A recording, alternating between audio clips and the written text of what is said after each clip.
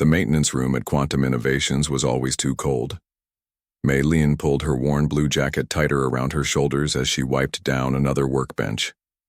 5 years she'd worked here, and the room temperature had never changed. Neither had much else, if she was being honest with herself. The aerospace company's gleaming hallways and state-of-the-art labs stood in stark contrast to the basement maintenance department where Mei spent her days. Most employees barely noticed her as she moved through the building, fixing whatever needed fixing, staying quiet, staying invisible. That's how she preferred it. Being invisible meant having time to think, to observe, to learn. Mei glanced at the tablet she'd hidden under a stack of repair manuals. On its screen were the schematics for the XR7 engine, the company's most ambitious project and closely guarded secret. She wasn't supposed to have access to these files. Maintenance workers didn't need to know about cutting-edge aerospace technology. But Mei wasn't just a maintenance worker, not in her heart anyway. She zoomed in on the fuel injection system, her eyes narrowing at the design. That's the problem, she whispered to herself. The thermal coefficient is all wrong. The sound of the maintenance room door slamming open made her jump. She quickly covered the tablet with a rag, just as a group of people stormed in. Leading them was Damian Hayes, CEO of Quantum Innovations. His expensive suit seemed out of place among the tools and spare parts. His face was flushed with anger, and behind him trailed 4 nervous-looking engineers in white lab coats. "I don't want excuses," Damian shouted, his voice echoing off the concrete walls. "I want that engine fixed. Do you have any idea what happened in that demonstration? We lost 3 potential investors worth millions." The engineers looked at their shoes. "Sir," one finally spoke up, "the problem is that we can't pinpoint what's causing the overheating. The simulations all work perfectly, but in practice, it's a disaster," Damian finished. "Is that what you're telling me? That my company's future is a disaster?" The maintenance staff had frozen in place, trying to become part of the background. No one wanted to be noticed during one of the CEO's infamous outbursts. Mei should have kept her head down too. That would have been the smart thing to do. But something about the desperation in the engineers' faces made her look up at exactly the wrong moment. Just as Damian was scanning the room, their eyes met. "You," he said, pointing directly at Mei. "What do you do here?" Mei swallowed hard. "Maintenance, sir. I fix things." A cold smile spread across Damian's face. "You fix things? Wonderful." He gestured dramatically toward the engineers. "These highly paid experts with their fancy degrees can't fix my engine. What do you think about that?" The room fell completely silent. Everyone knew this was a trap, but no one knew how to help Mei escape it. She should have mumbled something about not knowing engines and gone back to her cleaning. That's what anyone else would have done. But the schematics she'd been studying for months were fresh in her mind, and before she could stop herself, she spoke. "The XR7 has a design flaw in the fuel injection system," Mei said quietly. The silence deepened. One of the engineers coughed uncomfortably. Damian's eyebrows shot up. "I'm sorry. What did you just say?" Mei felt heat rising to her face, but something pushed her forward. Maybe it was years of being overlooked, or maybe it was simply knowing she was right. "The fuel injection system," she repeated, her voice stronger now. "It's backward engineered incorrectly, and your thermal regulator can't handle the combustion sequence. That's why it overheats during testing." Damian stared at her like she had suddenly started speaking a foreign language. The engineers exchanged confused glances. "And how exactly would a maintenance worker know about the classified XR7 design?" Damian asked, his voice dangerously soft. Mei knew she was in trouble now. Accessing those files without permission could get her fired, maybe even worse. But she'd come too far to back down. "I've been studying engineering my whole life," she said. "My grandfather taught me. He built jet engines during the war." "Is that so?" Damian looked around at his team of engineers, then back at Mei. His expression shifted from anger to something more calculating. "So you think you could fix what these gentlemen with PhDs and decades of experience can't?" It was clearly meant to embarrass her, to put her in her place. Mei looked him straight in the eye. Yes, I could. A laugh burst from Damien's throat, short, sharp, and without humor. Perfect. Absolutely perfect. He clapped his hands together. You know what? Let's make this interesting. He walked toward May until he was standing right in front of her. She could smell his expensive cologne. You, he said, pointing a finger at her chest, have 1 week to fix my engine. If you succeed, I'll double your salary and move you to the engineering department. If you fail, he smiled coldly. Well, you'll be looking for a new job. How does that sound? May's heart was pounding so hard she was sure everyone could hear it. The rational part of her brain screamed that this was crazy. She fixed broken coffee machines and faulty light fixtures. Not multi-million-dollar prototype engines, but another part of her. The part that had spent countless nights studying engineering textbooks. The part that had rebuilt her grandfather's old motorcycle engine when she was just 14. The part that knew she was meant for more than this basement. That part made her nod. I'll do it, she said simply. Damien looked surprised for a split second before his face settled back into smug confidence. Wonderful. Henderson, get her security clearance for the lab. He turned to May. You can start immediately, the clock is ticking. With that, he turned and strode out of the maintenance room, the bewildered engineers trailing behind him. The last one, an older man with kind eyes, gave May a sympathetic look before closing the door. The moment they left, May's co-workers surrounded her. Have you lost your mind? Her supervisor hissed. You can't fix that engine? No one can. Why would you agree to that? Another asked. He was just looking for someone to humiliate. But Tran, the oldest maintenance worker who had been at Quantum since before Damien took over, looked at May with newfound respect. You've been studying those schematics for months, haven't you? He asked quietly. I've seen you hiding that tablet. May nodded. Is what you said true? About the fuel injection system? Yes, May said firmly. I'm sure of it. Tran nodded slowly. Then go show them what you can do. 2 hours later, May stood alone in the vast engineering lab.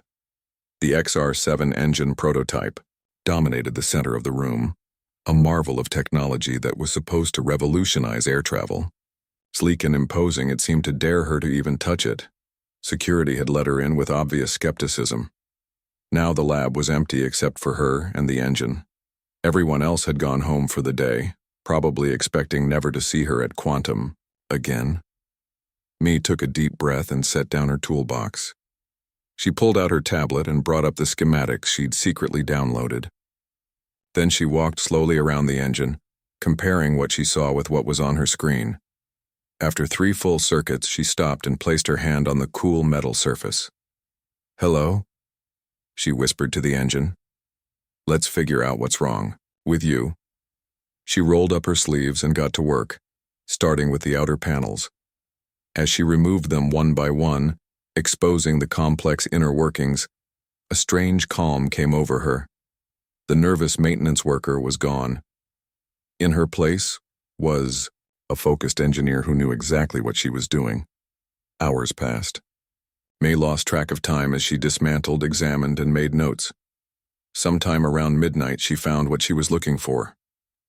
There you are, she said, pointing to a component that had been installed at a slight angle. It was almost imperceptible, but enough to throw off the entire system. She took out her phone and snapped a picture of the flaw. Then she continued working, finding 2 more critical errors before exhaustion finally forced her to stop. As she packed up her tools for the night, May looked at the partially disassembled engine with a mix of respect and excitement. She would need every minute of the week Damien had given her, but she knew she could do it. For the first time in years, May Lin walked out of Quantum Innovations with her head held high. Tomorrow would be the real test, but tonight, she had already proven something important to herself. She wasn't just someone who fixed things. She was an engineer. May arrived at the lab before sunrise the next morning. She'd barely slept, her mind racing with calculations and design modifications. The security guard raised an eyebrow when she handed over her temporary access badge. You're the maintenance worker taking on the XR7? He asked, unable to hide his surprise. May nodded. used to the skepticism. "That's me." "Well, good luck," he said, not unkindly. "You're gonna need it." The lab was eerily quiet this early. May preferred it that way. She set down her worn backpack beside the massive engine and pulled out a thermos of strong coffee her grandfather had taught her to make. The familiar smell centered her as she surveyed yesterday's progress. The engine's main housing lay partially disassembled, its components carefully arranged on a nearby workbench. May had labeled everything meticulously, a habit ingrained by her grandfather, who always said, "A messy workspace means a messy mind." She took a long sip of coffee, then rolled up her sleeves. "Day 2, she whispered to herself. "Let's get to work." Hours slipped by as May lost herself in the rhythm of the task.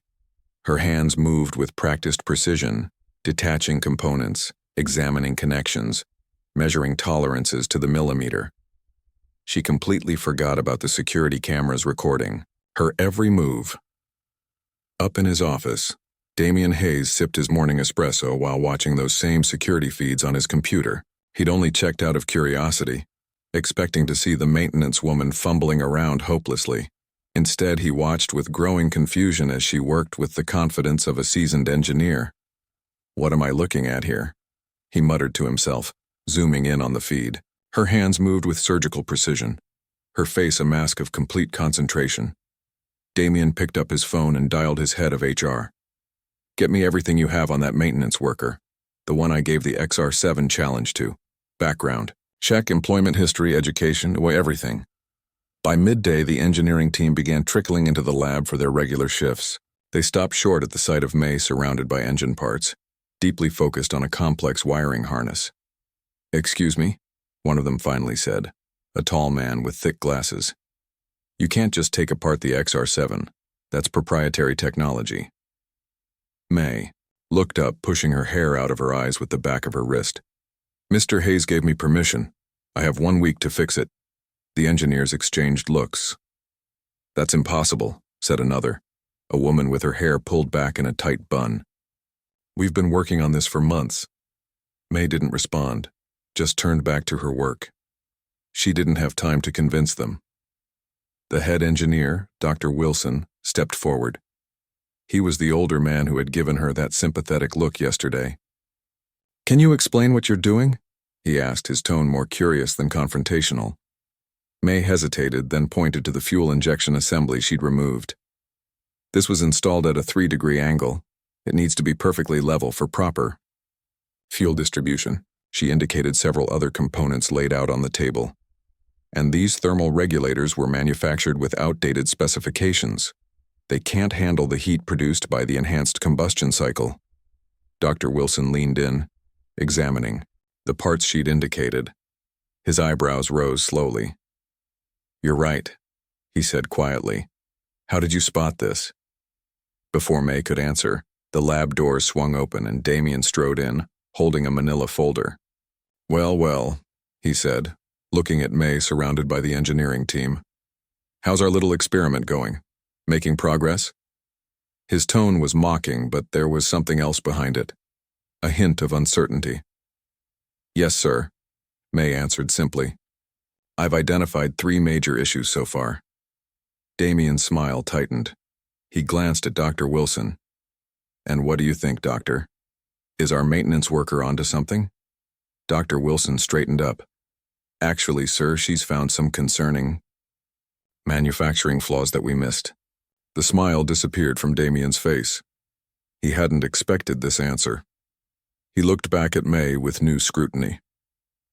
"According to your file," he said, waving the folder in his hand, "you have no engineering education, no college degree at all.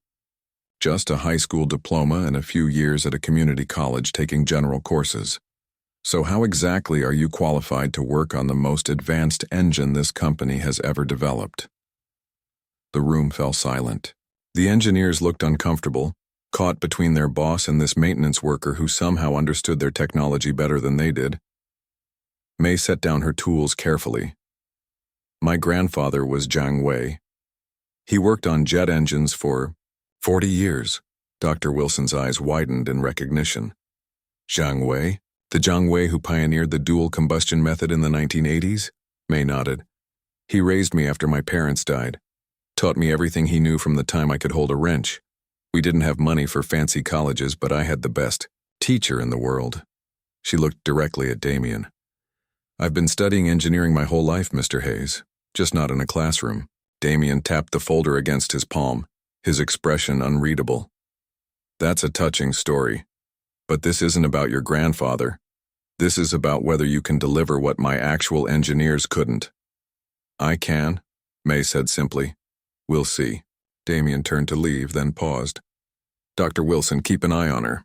Make sure she doesn't break our multi-million-dollar prototype completely. After he left, the lab remained quiet for a long moment. Then Dr. Wilson pulled up a chair next to May. Zhang Wei was a legend, he said. I studied his papers in graduate school. He hesitated, then asked, Would you mind if I observed your work? Maybe I could help. Soon, 2 other engineers joined them, their initial skepticism giving way to professional curiosity. May explained what she was doing as she worked, pointing out the flaws in the original design, sketching improvements on a notepad. By evening, the entire engineering team was gathered around her, engaged in lively debate about thermal coefficients and fuel mixture ratios. The hierarchy had dissolved. They were just engineers solving a problem together. When everyone else finally left for the night, May stayed behind. She was making progress, but faster wasn't always better with this kind of work. Precision mattered more than speed. As she carefully reassembled a component she'd modified, the lab door opened. She looked up, expecting a security guard, but instead saw Tran from maintenance carrying a paper bag. Brought you dinner, he said, setting the bag down. Figured you'd forget to eat. May smiled gratefully. She had forgotten. How's it going? He asked, looking at the disassembled engine. Good, I think. Still a lot to do.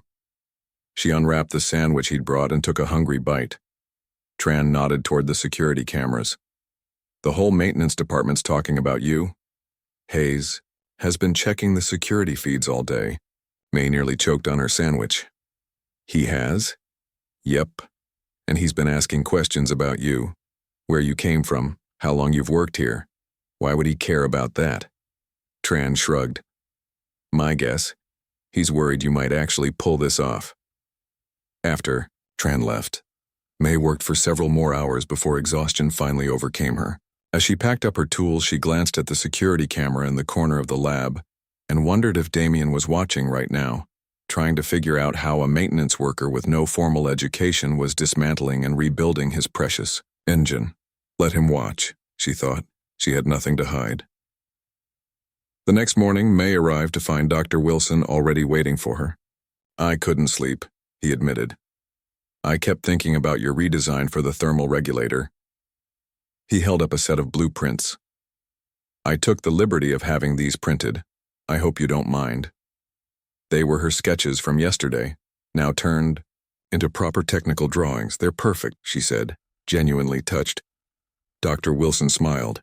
I also ordered those custom parts you suggested. They should arrive tomorrow. Thank you, May said, surprised by his support. Don't thank me yet, he replied. Hayes is pulling together a review committee to evaluate your work when the week is up. Some of the board members will be there. It's going to be intense. May's stomach tightened. She hadn't thought about having to present her work to company executives. Don't worry about that now, Dr. Wilson said, seeing her expression. One step at a time. Today we rebuild the combustion chamber. As they worked side by side, May found herself telling Dr. Wilson about her grandfather, about growing up in his tiny workshop, about the hours they'd spent hunched over engines together. He always said I'd be a great engineer someday, she said, carefully tightening a bolt to exact specifications. I guess I never thought it would happen like this. Sometimes opportunity comes disguised as an impossible challenge, Dr. Wilson replied. And sometimes the most qualified person isn't the one with the most impressive resume. By the end of day 3, May had completely rebuilt the fuel injection system and was making significant progress on the thermal regulators. The modified parts worked perfectly in initial bench tests. Word was spreading through the company. Engineers from other departments found excuses to visit the lab, ostensibly looking for colleagues but really hoping to catch a glimpse of the maintenance worker who was doing the impossible. Damien kept his distance, but his presence loomed over everything. May knew this was more than just fixing an engine now. This was her one chance to prove what she was capable of, to herself, to Damien, to everyone who had ever underestimated her. As she made her final checks before leaving for the night, Dr. Wilson handed her a company badge. "What's this?" she asked. "Temporary engineering credentials," he said. "So you can come and go from the lab without security questioning you every time." May took the badge, running her thumb over the word engineer printed beneath her name. It felt right. Day 4 began with a setback. May arrived at the lab to find several engineers gathered around a computer, faces grim. "What's wrong?" she asked, setting down her backpack. Dr. Wilson looked up from the screen. "The custom parts we ordered have been delayed. Supply chain issues. They won't arrive until next week." May's heart sank. "But my deadline is in 3 days." "Hayes won't extend it," one of the younger engineers said. "He never does." May stared at the partially reassembled engine. Without those parts, she couldn't complete the thermal regulator modifications. Without those modifications, the engine would overheat during testing, just as it had before. "So that's it?" another engineer asked. "We're back to square one?" May shook her head slowly. "No, we'll make the parts ourselves." The room fell silent. "That's impossible," someone finally said. "We don't have the equipment." "Yes, we do." May picked up her tablet and pulled up the building schematics. "There's a small machine shop in the East Wing basement. It's mostly used for repairs, but it has everything we need." Dr. Wilson frowned. "That equipment is decades old. It's not precise enough for aerospace components." "It is if you know how to use it properly," May replied. "My grandfather could manufacture parts to within 1/100th of a millimeter using tools from the 1950s. It's not about the equipment. It's about the person using it." She looked around at the skeptical faces. "I can do this, but I'll need help." Within an hour, they had transformed the old machine shop into a hub of activity. May directed the team with quiet confidence, assigning tasks based on skills she'd observed over the past few days. The engineers, used to designing components, but rarely building them by hand, followed her lead. The door swung open and Tran from maintenance walked in with 2 other workers. "Heard you needed some help with fabrication," he said. May grinned. Perfect timing. Together, the unlikely team of engineers and maintenance workers began manufacturing the custom components they needed. May moved between workstations, checking measurements, adjusting techniques, teaching shortcuts her grandfather had shown her. By mid-afternoon, word had spread through the company. People from different departments found excuses to walk by the usually ignored machine shop, peering through the windows at the unusual collaboration taking place inside. That's how Damien found them. He stood in the doorway, watching silently, as May leaned over a lathe, carefully guiding a piece of metal while explaining something to one of the senior engineers. "What's going on here?" he finally asked, loud enough to be heard over the machinery. Everyone froze except May, who finished her cut before looking up. "We're manufacturing the components we need," she said simply. "The ordered parts won't arrive in time." Damien walked slowly around the room, taking in the scene. Executives in shirt sleeves working alongside maintenance staff, expensive watches laid aside, hands dirty with machine oil. "This is highly irregular," he said, but his tone lacked its usual sharpness. "Sometimes irregular is exactly what you need," May replied, holding his gaze steadily. For a moment, something like respect flickered across Damien's face. Then he glanced at his watch. 3 days, he reminded her before walking out. The team worked late into the night. Around midnight, when they had fabricated almost all the needed components, May sent everyone home to rest. But she stayed, meticulously, finishing the most critical piece herself. The sound of the door opening made her look up. Dr. Wilson stood there, holding 2 cups of coffee. "Thought you might need this," he said, handing her one. "Thanks," May took a grateful sip. Shouldn't you be home? Dr. Wilson pulled up a stool beside her. I've been thinking about something. Your grandfather, Zhang Wei. Why didn't you ever mention his name when you applied here? It might have gotten you into engineering directly. May carefully adjusted the piece she was working on before answering. After he died, I tried using his name, applied to several engineering firms. She smiled sadly. They all said the same thing. That's nice, but where's your degree? She continued working as she spoke. Eventually, I stopped mentioning him. Just tried to get any job I could. Quantum was hiring maintenance staff, so here I am. She looked up at Dr. Wilson. Besides, would you have believed me? A young woman claiming to be taught by Zhang Wei without any proof. Dr. Wilson looked down at his coffee.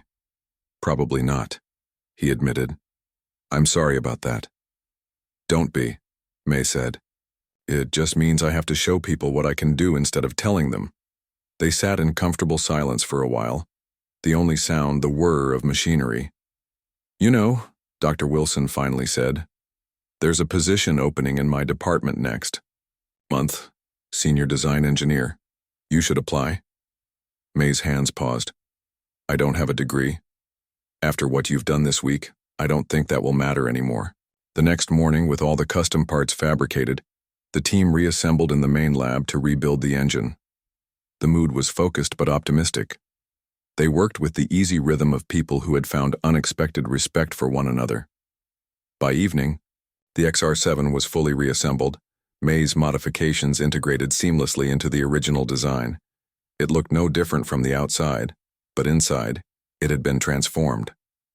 Tomorrow's the test, Dr. Wilson said as they made final checks. May nodded, trying to ignore the butterflies in her stomach. The test would determine everything, whether the engine worked, whether she kept her job, whether her future would change. You should get some rest, he told her. Big day ahead, but after everyone left, May found herself unable to leave. She circled the engine slowly, running her fingers lightly over its surface, checking and rechecking every connection, every seal, every modification. Please work, she whispered. The sound of slow applause made her spin around. Damien stood by, the door, clapping slowly. Quite the show you've put on this week, he said, walking toward her. You've certainly gotten everyone's attention. May straightened her shoulders. That wasn't my goal. No? He circled the engine, studying it. Then what was your goal? To fix the engine, she said simply. That's what you asked me to do. Damien stopped and looked at her with that calculating gaze. You know I had you investigated, dug deeper than just your employment file. May's stomach tightened, but she kept her expression neutral. Your grandfather really was Zhang Wei, the famous engineer. He shook his head slightly. And yet here you are, mopping floors and fixing light fixtures. It's honest work, May said defensively. Yes, it is. Damien surprised her by agreeing. But it's not what you were meant to do, is it? Before she could answer, he continued. Tomorrow's test will be attended by the board of directors and several major investors. There's a lot riding on this. If the engine fails again... He left. The sentence hanging, it won't fail, May said with quiet confidence. Damien studied her face. You really believe that, don't you? I know it. He nodded slowly. Well, for all our sakes, I hope you're right. He turned to leave, then paused. Oh, and wear something professional tomorrow. Not maintenance coveralls. You'll be explaining your modifications to some very important people. After he left, May sank onto a lab stool, her legs suddenly weak. The board of directors? Investors? No one had mentioned she would need to present her work. Her phone buzzed with a text from Tran. Everyone's rooting for you tomorrow. Show them what you can do. On her way home, May stopped at a small clothing store she could barely afford. She had nothing professional in her wardrobe, just work clothes and casual wear. After trying on several outfits, she settled on a simple navy blue blazer and matching pants. The saleswoman assured her she looked very professional. May barely slept that night, She kept running through the engine specifications in her head, mentally checking each modification, each calculation. By morning, she was exhausted but too wired to feel it. She arrived at Quantum an hour early, dressed in her new outfit, hair neatly pulled back. The security guard did a double take before waving her through with a thumbs up. The test bay was already buzzing with activity when she arrived. Technicians prepared monitoring equipment while engineers made final checks. The XR7 had been moved overnight from the lab to this specialized testing facility, designed to safely contain engine trials. Dr. Wilson hurried over when he saw her. "There you are. Everything's ready. The board members will be here in 30 minutes. May nodded, trying to calm her racing heart. "Can I check the engine one more time?" Of course. As May inspected the XR7, making sure nothing had been disturbed during the move, she felt someone watching her. She looked up to see a woman in an expensive suit observing her with interest.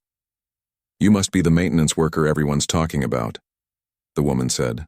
"Mei Lin," she replied, extending her hand. "Vivian Chen, board member." She shook May's hand firmly. "I've been hearing remarkable things about you." Before May could respond, the doors opened and a group of people entered, Damien leading several board members and investors. The room quickly filled with important-looking people in expensive clothes. Damien stepped forward. "Ladies and gentlemen, thank you for coming. As you know, our previous demonstration of the XR7 was disappointing." He cleared his throat. "Today we hope to show you something different." He gestured toward May. "This is Mei Lin. She has implemented several modifications to the XR7 design. She will explain these changes before we proceed with the test." All eyes turned to May. This was the moment, her chance to prove herself, to show what she knew, to honor everything her grandfather had taught her. She took a deep breath and stepped forward. For a moment, the room seemed to spin.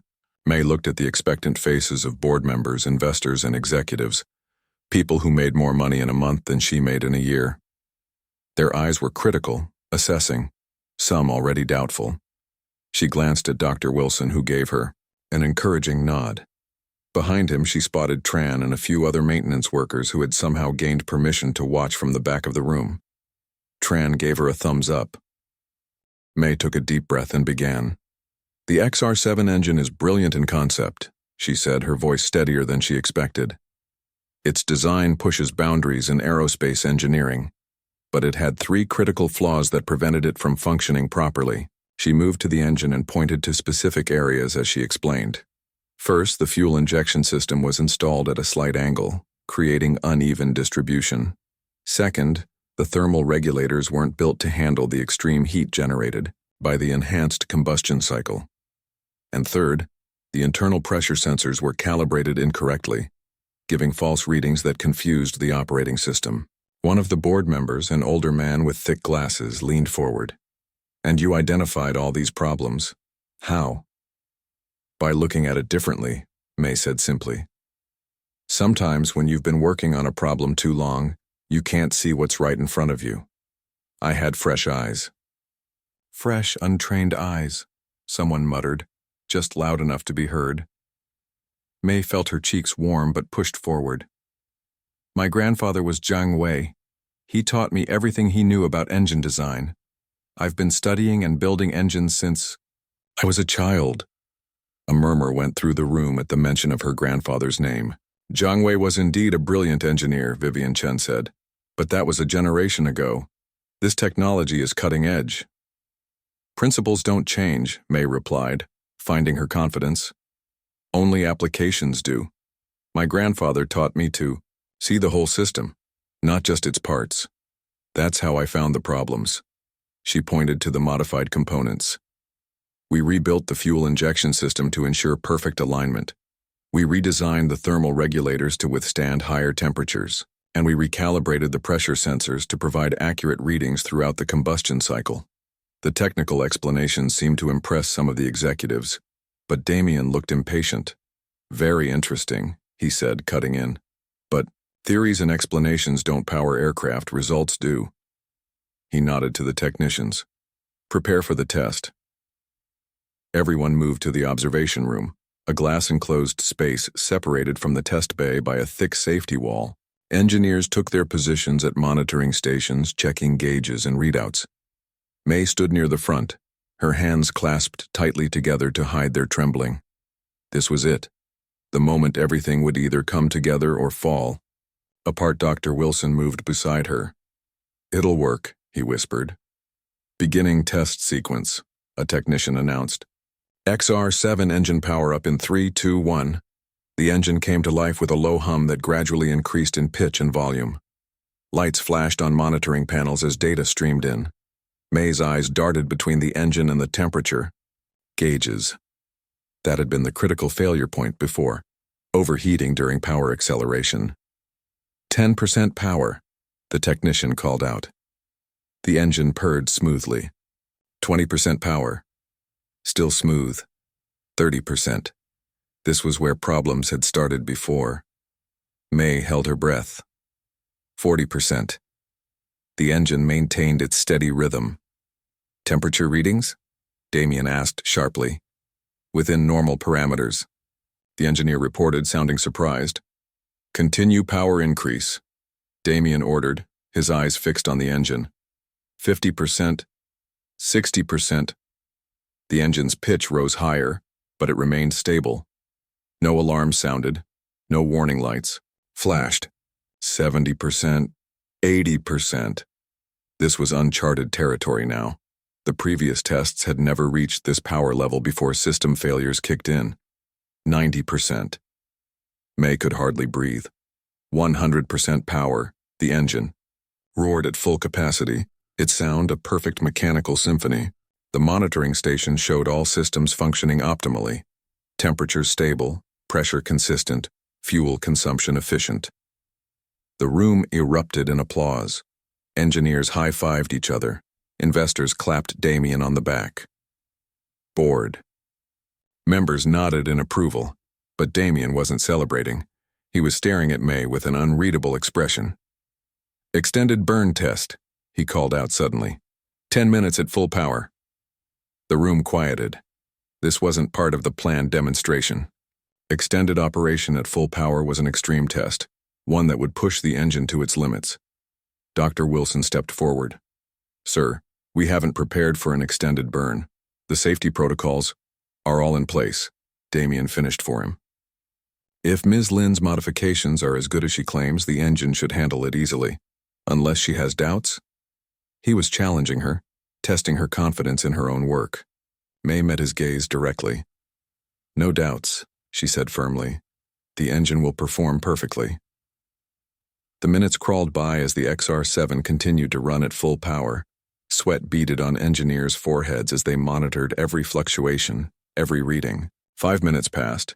7 minutes. 9. 10 minutes complete, the technician finally announced. All systems nominal. No performance degradation detected. This time, the applause was thunderous.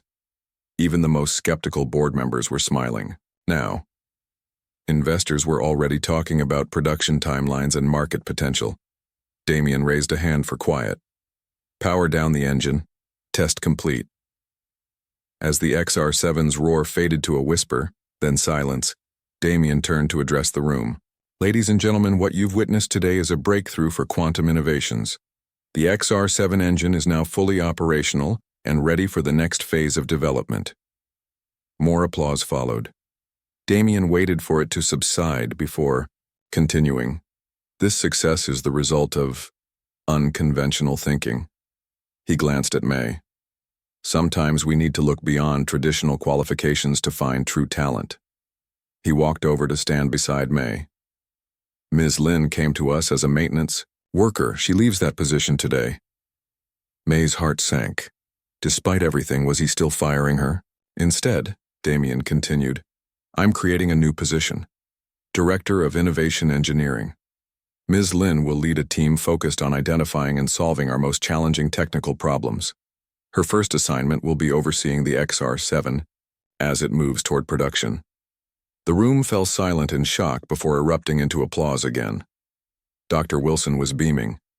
Tran and the maintenance crew were cheering loudly from the back. May stood frozen, unable to process what she'd just heard. Director of Innovation Engineering? It was beyond anything she could have imagined when she accepted Damien's dare a week ago. Vivian Chen stepped forward to shake her hand. Impressive work, Ms. Lin. I look forward to seeing what else you can do. Other board members and investors followed, surrounding her with congratulations and questions about the engine modifications. May answered them all clearly and confidently, her initial nervousness forgotten as she discussed the work she loved. When the crowd finally dispersed, Damien approached her again. Thank you, May said, still somewhat dazed by the turn of events. Don't thank me, he replied coolly. I didn't do you any favors. This company rewards results, that's all. Still, you gave me a chance when no one else would. Damien's expression softened slightly. Even if it was for the wrong reasons?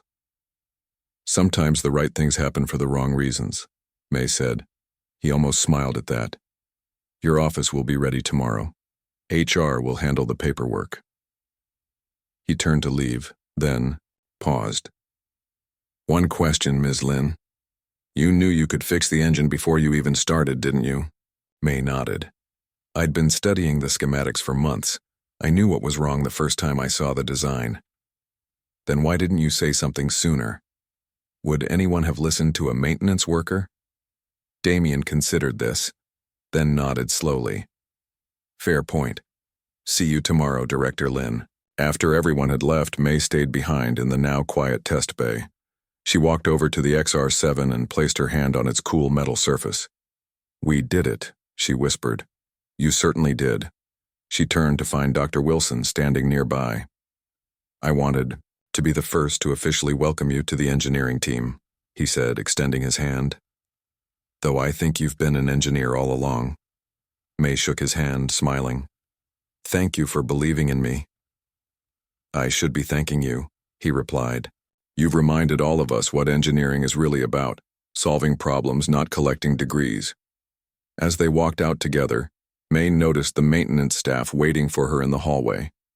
Tran stepped forward with a small cake that said congratulations in slightly wobbly frosting. We knew you could do it, he said proudly. I couldn't have done it without your help, May replied, genuinely touched. Any of you. Later that evening, May finally returned to her small apartment. She was exhausted but too wired to sleep. She sat at her tiny kitchen table, still trying to process everything that had happened. Her phone buzzed with a text message. It was from an unknown number. Your grandfather would be proud. I know I am. Damien Hayes. May smiled and set the phone down. She walked to the shelf where she kept a framed photo of her grandfather in his workshop, smiling beside a jet engine he had designed. We did it, Grandpa, she whispered, touching the frame gently. They finally listened. Tomorrow would bring new challenges, a new role, new responsibilities, perhaps even new doubts from those who still couldn't believe in her abilities. But tonight, Mei Lin would sleep peacefully, knowing she had finally found her place in the world her grandfather had introduced her to so many years ago. She was an engineer now, not just in her heart, but in the eyes of the world. 1 year later, May stepped onto the podium, blinking against the bright lights. Hundreds of people filled the hotel ballroom: engineers, executives, journalists, and aviation industry leaders. All eyes were on her. It is my great pleasure, Damien said from beside her at the microphone, to introduce our keynote speaker. In just 1 year as Director of Innovation Engineering, she has transformed quantum innovations with her groundbreaking approach to aerospace design. Ladies and gentlemen, Mei Lin. The applause was deafening. May smiled, still not entirely used to this kind of attention. She adjusted the microphone and looked out at the crowd. Thank you, she began, her voice steady. 1 year ago, I was fixing light fixtures and unclogging drains. Today I'm speaking to you about the future of aviation technology. She paused. Life can change in unexpected ways. The audience chuckled appreciatively. The XR7 engine is now in its final testing phase before full production begins next quarter. But I'm not here to talk about the engine itself. I'm here to talk about the process that saved it, and what that process can teach us about innovation. As May spoke about looking at old problems with fresh eyes and combining traditional knowledge with new approaches, she noticed Damien watching her from the side of the stage. His expression was thoughtful, perhaps even proud. Their relationship had evolved over the past year from antagonism to grudging respect to something like partnership. They still argued frequently, May pushing for more creative freedom, Damien concerned with budgets and timelines. But the arguments were productive now, driving the company forward rather than holding it back. After her speech, as people crowded around to ask questions and offer congratulations, May spotted Dr. Wilson making his way toward her. "Brilliant as always," he said, giving her a quick hug. "Though I still think you should have mentioned the new cooling system you designed. Next time," May promised. "How are things in research?" "Better since you approved our budget increase," he said with a grin. "The team sends their thanks." As Director of Innovation, May now had significant influence over resource allocation across departments. She had made it her mission to identify promising but underfunded projects throughout the company, often led by overlooked employees with unconventional backgrounds like her own. A tap on her shoulder interrupted them. She turned to find Vivian Chen, now the chairwoman of the board. "Congratulations on a wonderful presentation," Vivian said. "The board is very pleased with the direction you're taking the innovation department." "Thank you," May replied. "I'm grateful for the opportunity." "Don't thank us yet," Vivian said with a mysterious smile. "We have another challenge for you. Something even bigger than the XR7. Before May could ask what she meant, they were joined by Damien and several important-looking people May didn't recognize. "May," Damien said, "these gentlemen are from the National Aerospace Administration. They'd like to discuss a potential collaboration." The rest of the evening passed in a blur of conversations, handshakes, and business cards. By the time May finally made it back to her hotel room, she was exhausted, but exhilarated. She kicked off her uncomfortable high heels with relief and called Tran. "How did it go?" he asked when he picked up. "Really well," she said, sinking onto the bed. "How are things back at the office?" "Busy. That new maintenance worker you recommended is working out great, by the way. She reminds me of you. Always asking questions, always looking at the schematics." May smiled. Bai was a young woman she'd met at a community engineering workshop she taught on weekends. Like May, she had technical talent but no formal education. Just a passion for understanding how things worked. "Good," May said. "Keep an eye on her." "Already am," Tran assured her. "You coming back tomorrow?" "Yes, first flight out. There's too much to do." After hanging up, May walked to the window of her luxury hotel room and looked out at the city lights. So much had changed in a year.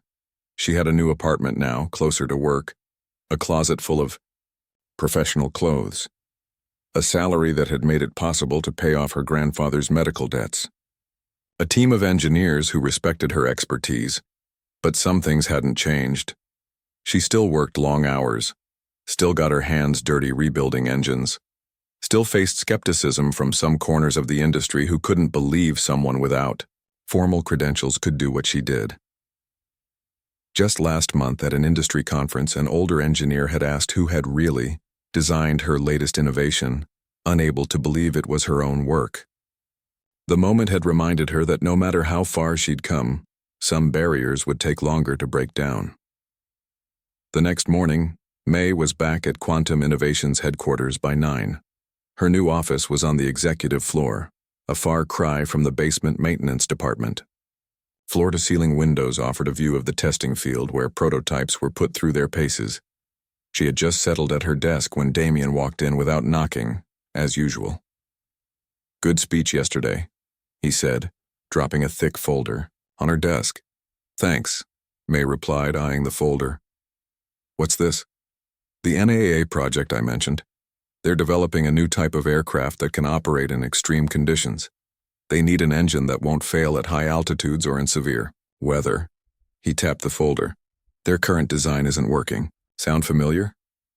May couldn't help but smile. "You want me to fix another impossible engine?" "No," Damien said, surprising her. "I want you to build one from scratch. Your design, your team, your vision. May stared at him. That's a huge responsibility.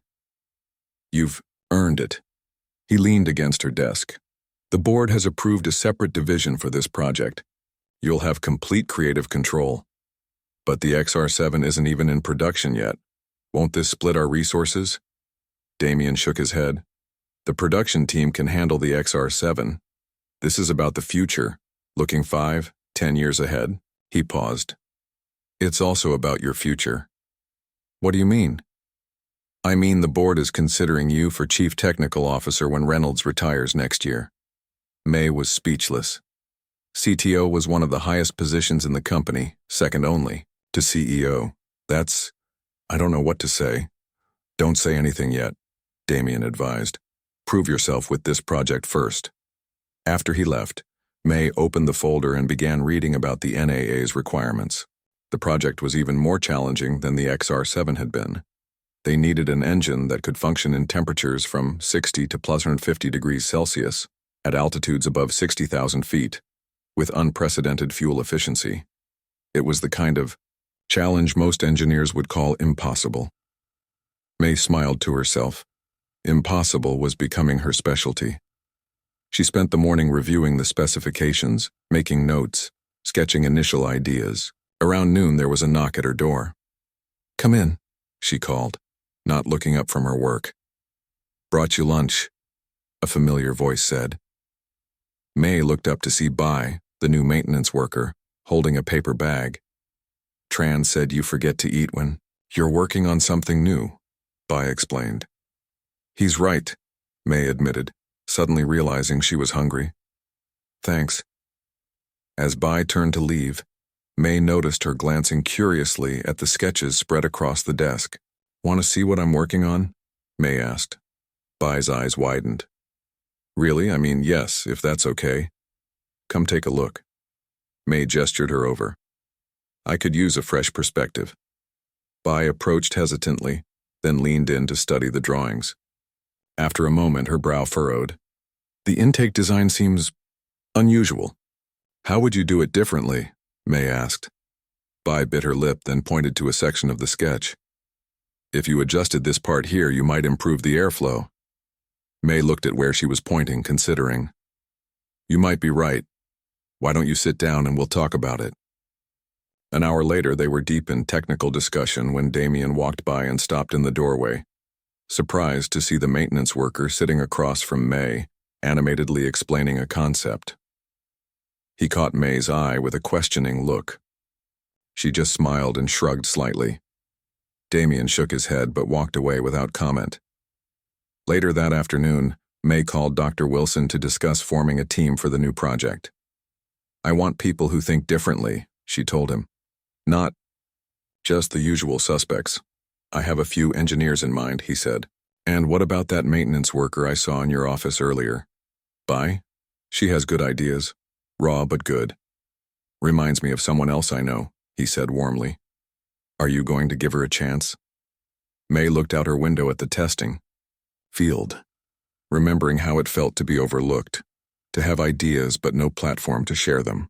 "Yes," she said firmly. "Everyone deserves a chance to prove themselves." That evening, as May was preparing to leave, she found Damien waiting by the elevator. "I saw your meeting calendar for tomorrow," he said. "You're interviewing maintenance staff for your new project team?" "Just one," May replied. "Bai has potential." Damien raised an eyebrow. "Following in your footsteps already? Creating the next director of innovation?" "Maybe," May said with a smile. "Or maybe just building the best team possible, regardless of where they come from." Damien considered this, then nodded. "Fair enough, just make sure they can deliver." "They will," May said confidently. As the elevator doors closed, May thought about how much had changed since that day Damien had dared her to fix the impossible engine. She had proven herself, yes, but more importantly, she had opened a door, not just for herself,